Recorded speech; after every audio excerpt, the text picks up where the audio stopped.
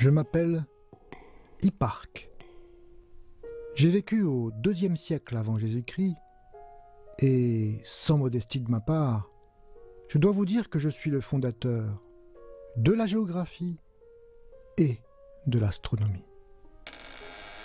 J'ai écrit au moins 14 livres, mais malheureusement, presque tous ont disparu. On me doit le premier catalogue d'étoiles, la création de la trigonométrie, l'invention de l'astrolabe. Heureusement, mon génial successeur, Ptolémée, 3 siècles plus tard, s'est largement inspiré de mes travaux, au point que les historiens ont parfois du mal à faire la part des choses entre ses contributions et les miennes. Son traité, l'Almageste, est le premier traité d'astronomie scientifique. Son livre, La géographie, contient la première carte du monde connue à l'époque. La géographie et la géométrie sont 2 sciences qui s'intéressent à la Terre. Étymologiquement, la géographie essaye de la dessiner et la géométrie essaye de la mesurer. La Terre a presque la forme d'une sphère. Nous allons négliger le fait qu'elle est légèrement aplatie au pôle et considérer sa surface comme une sphère parfaite. Rappelez-vous que, dans une sphère, tous les points sont à la même distance du centre. La flèche que vous voyez, qui part du centre et va jusqu'à un point mobile sur la sphère, a une longueur constante.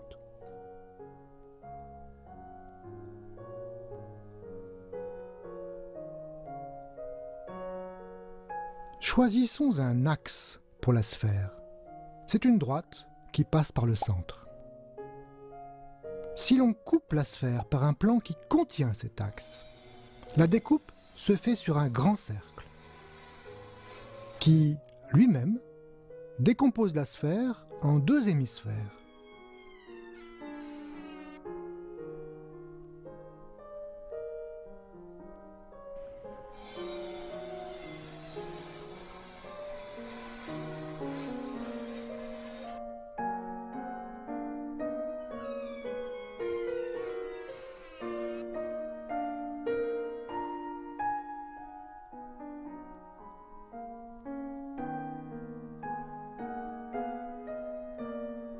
Si l'on tranche maintenant la sphère en utilisant une sorte de guillotine qui glisse le long de l'axe, on dessine des méridiens.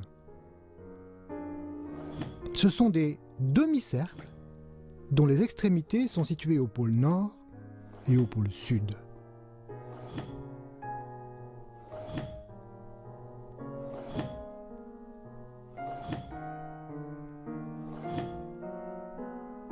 Maintenant, si l'on tranche la sphère par un plan perpendiculaire à l'axe, on définit des cercles qu'on appelle des parallèles.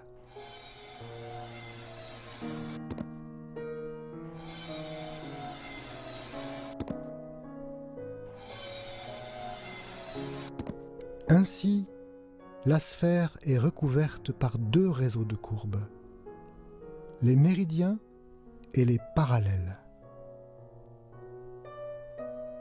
L'un des parallèles est bien connu, c'est l'équateur, à mi-chemin entre les 2 pôles.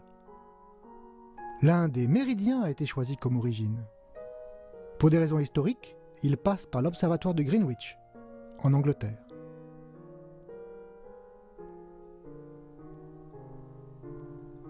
Pour décrire la position d'un point sur la Terre, on peut se placer à l'intersection de l'équateur et du méridien de Greenwich et suivre l'équateur pendant une certaine distance, mesurée par un angle, représenté ici en rouge, la longitude.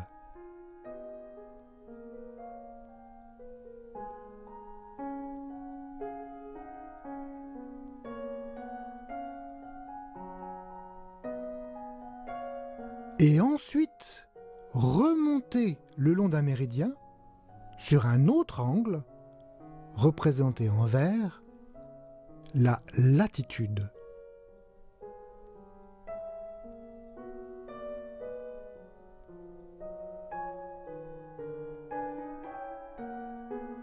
Jusqu'à atteindre la destination souhaitée. Chaque lieu sur la Terre est donc parfaitement déterminé par la donnée de deux nombres, sa longitude et sa latitude. Puisqu'il faut deux nombres pour décrire un lieu sur la Terre, on dit que la sphère est de dimension 2. Et les mathématiciens l'appellent souvent S2.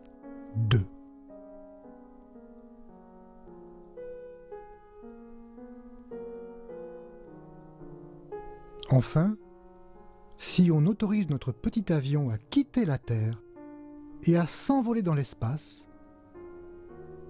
pour décrire sa position, il faut maintenant trois nombres: la longitude, la latitude et l'altitude au-dessus de la Terre. Puisqu'il faut trois nombres pour se repérer dans l'espace, on dit que l'espace est de dimension 3.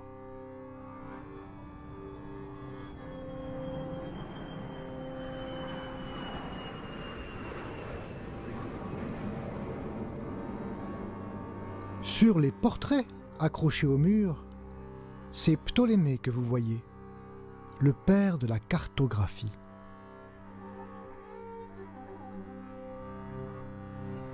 Comment dessiner la Terre ?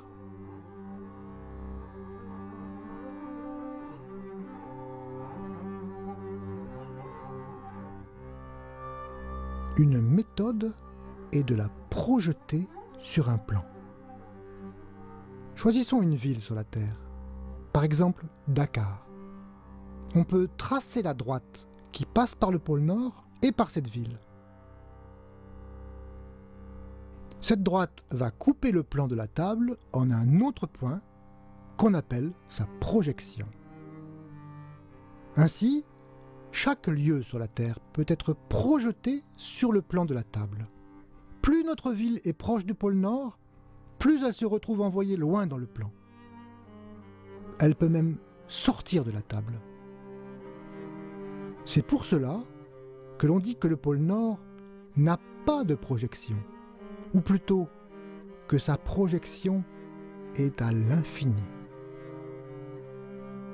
Toute la Terre, à l'exception du pôle Nord, peut donc être représentée sur le plan de la table.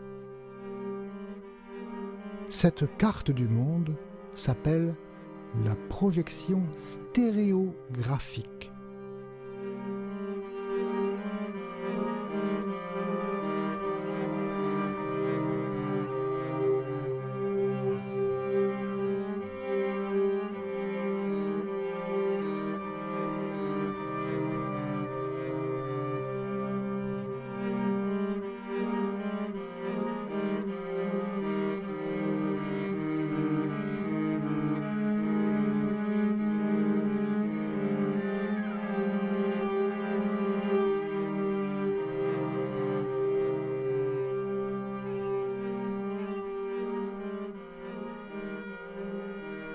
Bien sûr, cette projection ne conserve pas les grandeurs.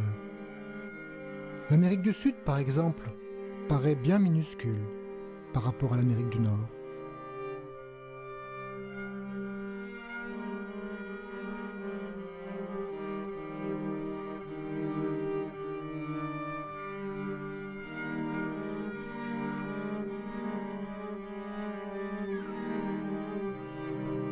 Pour bien comprendre la projection, nous allons faire rouler la Terre comme une balle et projeter toujours à partir du point le plus haut.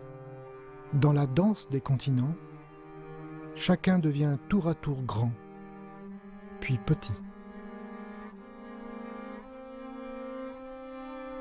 Mais si l'on y regarde de plus près, on voit que la forme est respectée, même si les longueurs ne le sont pas. On dit pour cela que la projection stéréographique est conforme. Que deviennent les méridiens et les parallèles dans la projection? Quand on projette à partir du pôle nord, les méridiens deviennent des rayons issus du pôle sud et les parallèles deviennent des cercles concentriques.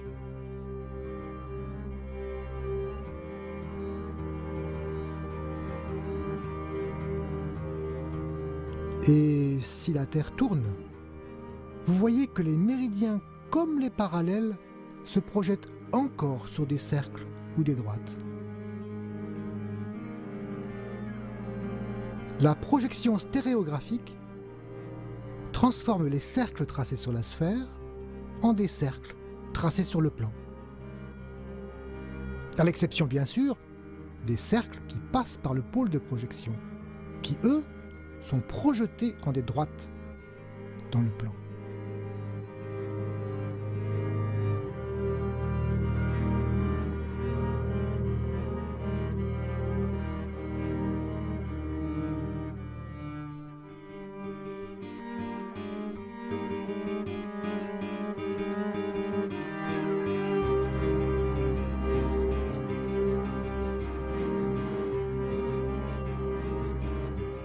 Nous allons observer le même mouvement vu par en dessous.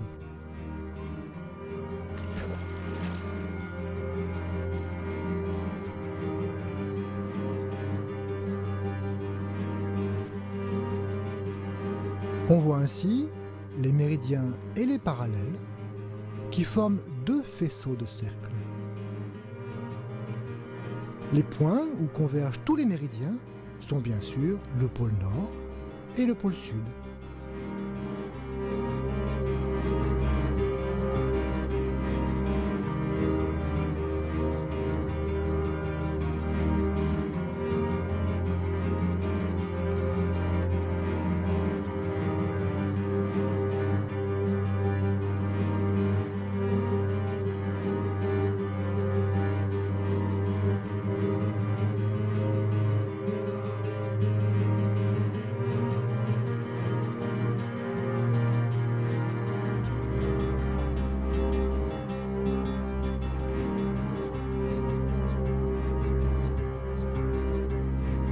Vous l'avez reconnu?